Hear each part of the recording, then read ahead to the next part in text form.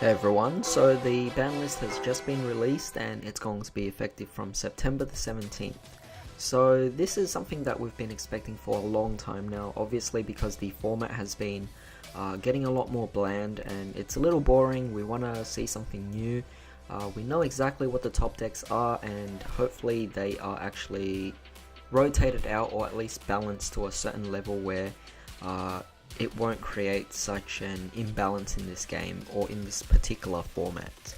So actually going down the list, I can see that we have Samsara Lotus, which is a completely weird card that I just don't know what it does. I'm assuming it's actually used for FTKs, and it's a good thing that Konami is actually trying their best to get rid of decks that focus on FTKs, especially on burn.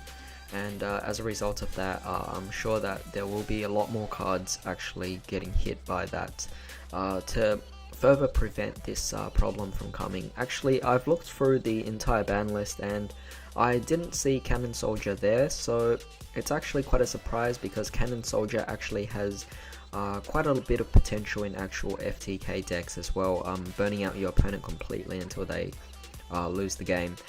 Same thing applies for Amazonas Archer, I believe, which also can have an effect to burn your opponent. I don't know, I think sooner or later those two cards will be hit by the ban list. But moving down the list, we also have MX Saber Invoker. This card is actually, I could actually talk about this alongside Nightmare Goblin. So both Nightmare Goblin and MX Saber Invoker have both been banned. MX Saber Invoker is just a generic Link 3 that can special summon out another warrior from your deck, allowing you to easily go for Isolde. It's just been a big problem. I mean, back then when people hit Speedroid Teratops, and right now we have the current Predaplant engine to go into the MX Saber Invoker, they're hitting the wrong card, and I think that hitting MX Saber Invoker will definitely slow down warrior decks that specifically want to quickly go into Isolde. So this is definitely going to be a great way to balance out things and not make it so easy for people to actually go into Isolde, because any deck that can generically use any engine to go into it, it's just way too easy.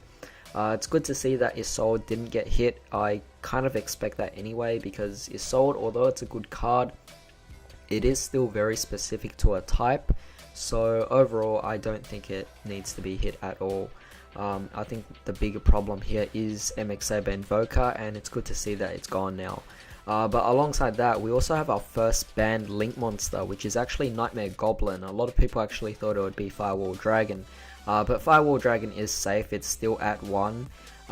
Simply because in this particular format, Gokis just didn't abuse Firewall as much as they did Nightmare Goblin. I think Nightmare Goblin, giving them the additional normal summon for every single deck, it did make the game a little more accelerated than usual. You were able to do a lot of really big plays, and I think a lot of people hated that. In fact, even Konami themselves wanted to slow down the game because of links, and the fact that they just released a card called Nightmare Goblin, allowing you to normal summon an additional time for that turn, it's just way too good. So overall, completely banning it was, you know, that was kind of normal to see. That was something that I could see happening, because the thing is, with the Nightmares, you're only going to be playing one copy of each anyway, so hitting them to 1 wouldn't really do anything. They definitely had to be banned in some way, and I think hitting Nightmare Goblin was definitely a good choice. This could also mean that Nightmare Unicorn could spike up in price now, because the potential hits were going to be either Nightmare Unicorn or Nightmare Goblin, and the fact that Goblin got hits will mean that Unicorn will definitely spike up in price, so that's going to be very interesting to see.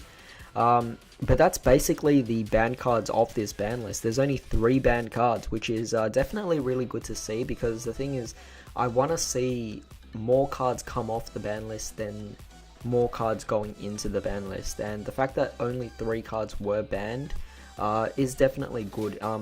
They're all problem cards, they're all cards that definitely needed a hit, and the fact that they actually addressed that and hit the cards that actually needed to be hit rather than hitting unnecessary cards definitely improves the format.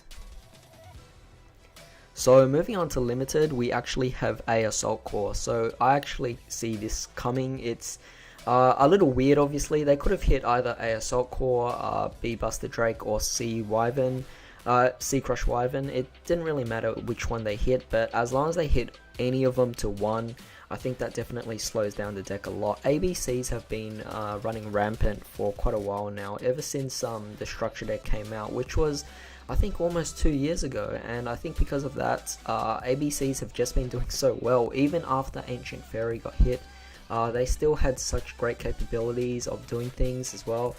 They kept themselves up. They weren't particularly meta. They were more so a rogue deck, or a deck that could actually compete against the meta, and because of that, a lot of people have been bothered by this particular deck. So hitting one of the particular ABCs to 1 definitely improves the deck, the format a lot.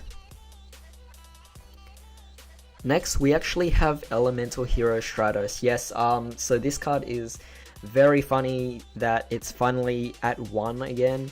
Really care about this, to be honest, because even though I'm a hero player myself, I never actually asked for Stratos. I did not care. Like, whether it was banned or unbanned, it doesn't really change my decision or anything. We have so many great hero cards out there, and I feel like, you know, bringing back Stratos, it's like, there was no point. Just keep it on the ban list. I don't see why so many people wanted Stratos to come off. Like, the argument that it's not even that good and that it should come off, if it's not that good, then who cares whether it comes off or not? And if it's too good, then obviously that's the reason why you want it out. But right now, I guess it's at 1, so I guess that's going to make a few people happy. But overall, I don't really care. It's just that at least now no one's going to complain because it's at 1 at least. Next, we actually have Morphing Jar. This is going to be very interesting. Morphing Jar is a flip effect monster, and yes, although it is slow, there are decks out there that focus on flip summoning, and we're talking about stuff like Subterrors here, which can definitely abuse this a lot, actually. If you play it with Prediction Princesses, you could easily just flip up Morphing Jar whenever you want, and it definitely generates a different style of gameplay here with people, and I'm going to be interested to see how people actually incorporate this card into different decks here. It might seem like a slow card for any other deck out there, but if you're actually playing a flip effect deck, this is definitely going to be a very, very interesting card to see.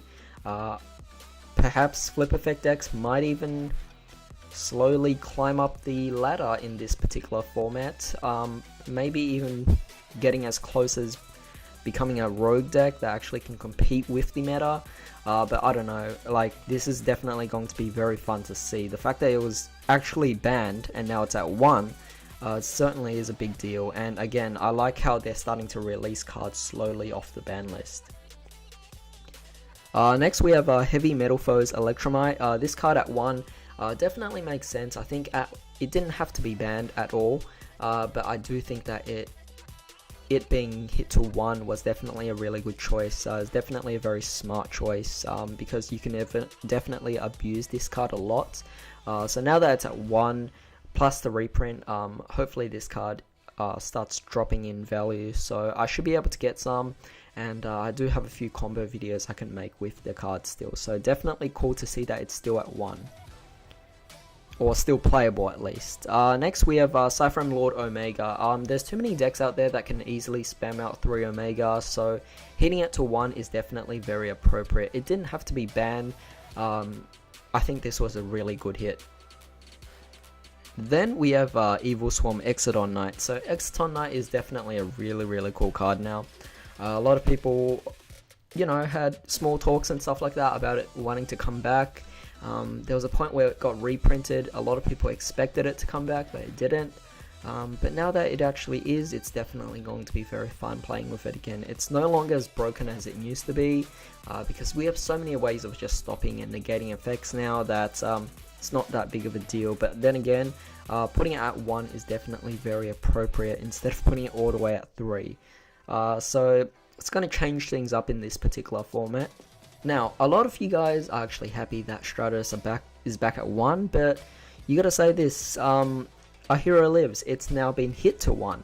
So the fact that a card that was at 3 that can easily bring out any hero monster from your deck, it's now at 1, so, you know, there you go. It's like, you bring back Stratos, a way to search heroes, you're gonna lose a card that actually can special summon any hero, and the fact that a hero lives goes to 1, it definitely is probably Konami's way of trying to balance things out. But then again, I have been seeing heroes actually do pretty well in this particular format as well, so perhaps this will slow them down a bit, so they won't be able to do anything. But then again, they have Stratos now. Cobb Destruction. Cobb Destruction is insane. This is a really crazy card. Actually, I'm surprised that it was actually banned. I didn't realize it was banned, but now that it actually is out, it seems like Konami is definitely trying to promote dangers here, or danger dark worlds. So I can clearly see them actually going up in this particular format. I think danger dark world could even become a meta deck now, given that they just got Cobb Destruction. I think this is definitely a big deal here. A lot of decks that uses graveyard effects will definitely benefit off this as well, so I'm definitely very excited to see what this card can actually do. Moving on, we have Sky Striker Mecha Hornet Drones. This card definitely needed to be hit because, you know, like, honestly, I was surprised that they didn't hit Engage, but they did hit this.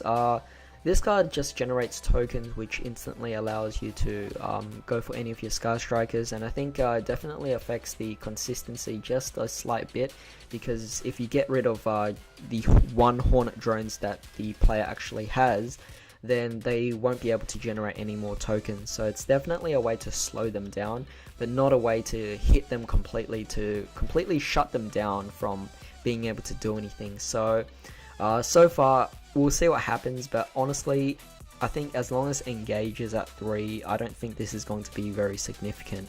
Super Polymerization. This is really insane. I'm going to be very excited to actually play this in all my different decks here.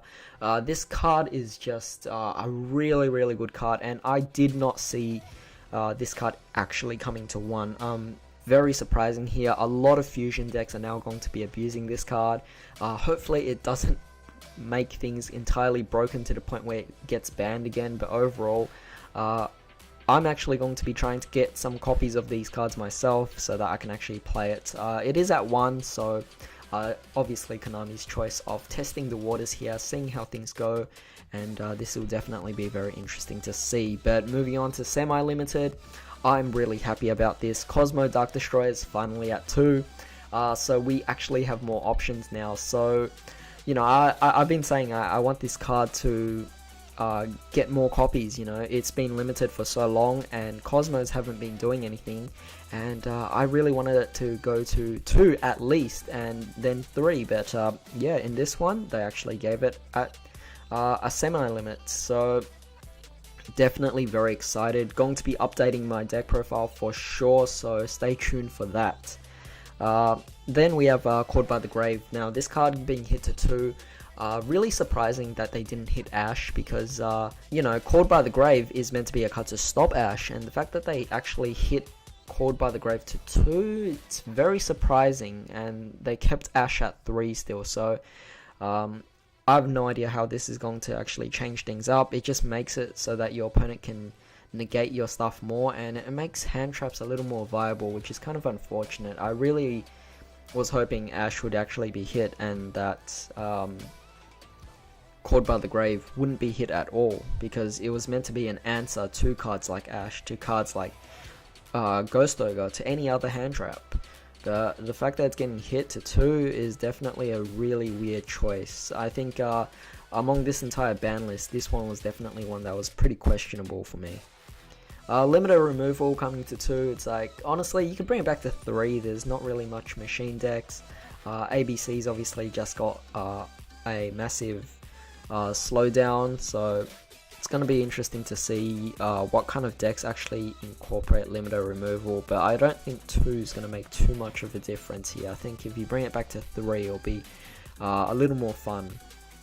Scapegoat at 2, again, I don't really see what's the point of putting Scapegoat to 2. You might as well put it at 1, or you might as well ban it, because making it from 3 to 2 isn't really going to change too many things here. Same thing applies for Terraforming. Terraforming got hit to 2 as well, but overall, is that really going to affect any particular deck or anything? Is it going to affect the consistency? Not really, because to be honest, I've seen so many decks where they're just maxing out on 3 copies of the field spell plus 3 copies or 2 copies of Terraforming, so you know, it doesn't really hurt any decks or anything. It doesn't really break the consistency. So if you wanted Terraforming to actually be shut down a bit, then you could have put it at 1, but putting it at 2 is not going to make too much of a difference at all. So cards are actually coming off the ban list now.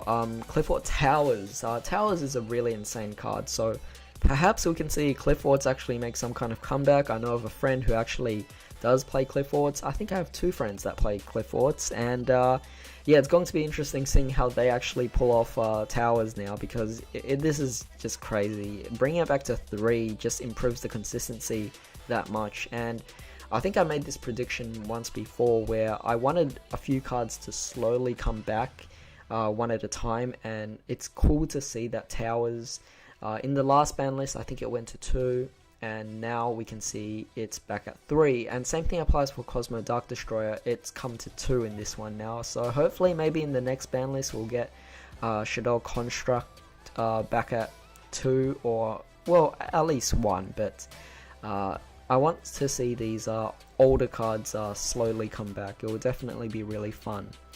We also have Destiny Hero Disc Commander. I thought it was going to be really insane bringing this card back, but then I didn't realize that this card was actually once per duel, so it's okay for anyone to actually have this card. Like back then it was a lot more broken, now it's just a small extension for the deck. The final 2 cards, Bureau from the Different Dimension and Ring of Destruction. Honestly, these cards didn't have to be in the ban list in general, so the fact that they both just came off, it makes sense. It's like they should have been off a long time ago. Like Bureau doesn't really do much.